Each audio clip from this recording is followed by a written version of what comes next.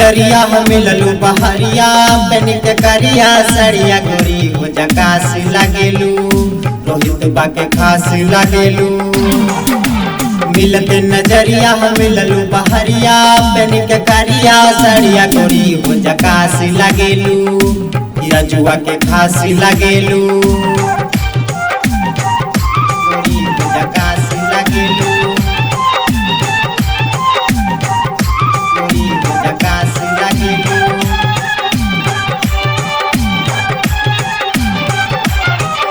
ऐसन चाल तोहर चेहरा गुलाब रसदार हो तोहरा बिना सुना सुना लगताट जिंदगी हमार हो। ऐसन चाल तोहर चेहरा गुलाब रसदार हो तोहरा बिना सुना सुना लगताट जिंदगी हमार हो। एहो मोरे धनिया बन दुलहिनिया खियाई बचहुन परासी गोरी हो जकास लागेलू मिथुन माँ के खास लागेलू। मिलते नजरिया मिललू बहरिया पेन के करिया सड़िया गोरी हो जकास लागेलू मिथुन माँ के खास लागेलू गोरी हो जकास लागेलू गोरी हो जकास लागेलू।